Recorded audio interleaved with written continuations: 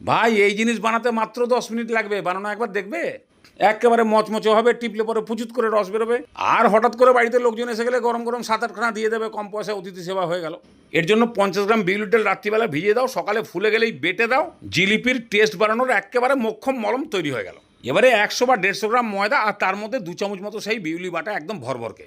এবারে নুন সেই নাকে নস্যি দেয় না, ওইটুকু নিলেই হবে। এবার 2-3 চামচ গলানো ঘি, বেশ ঘি ঘি সেন্ট আসবে। এবারে ছোট চামচের 1 চামচ বেকিং পাউডার দিয়ে অল্প অল্প করে জল দিয়ে ভালো করে গোলাও। একে এমনভাবে ফেটাতে হবে যেন ভেতরে কোনো ছোটোখাটো ময়দার বাচ্চাও না থাকে, একেবারে স্মুথ, মানে ওপরে তুললে পরে এরকম সুসুর করে পড়বে নিচে। এইরকম হলেই ময়দাটা ঠিকঠাক রেডি হলো। এবার একটা সাইড করে রেখে দাও। এবার চিনি দিয়ে শিরা বানাতে হবে, জিলিপির উপশিরায় ঢুকবে।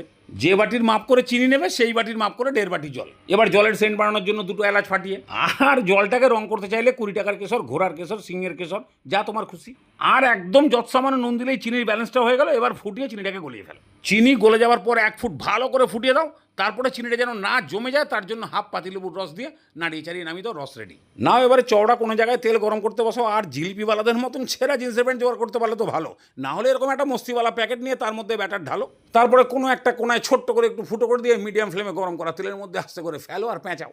আর এই যে প্যাঁচ, তখনই তুমি ঠিক মতন দিতে পারবে না যখন তোমার মনের মধ্যে কোনো প্যাঁচ থাকবে না, তবে প্যাঁচ নিয়ে কোনো অসুবিধা নেই। এবারে লো ফ্লেম করে দিয়ে 2 পিটি একদম কড়া করে ভাজো, ভাজা হয়ে গেলে শিরার মধ্যে ফেলে দাও।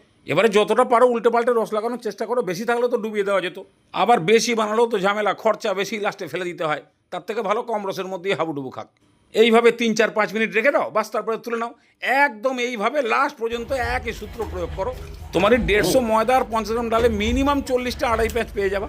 মন দিয়ে এবারে মচর মচর করে খাওয়া, আর সুগার থাকলে তো বেশি করে খাওয়া। প্রতি গ্রাসে একদম মচমচ আওয়াজ আর ভরা ভরা রস পাবা। বানিয়ে দেখো একবার, হেভি লাগে।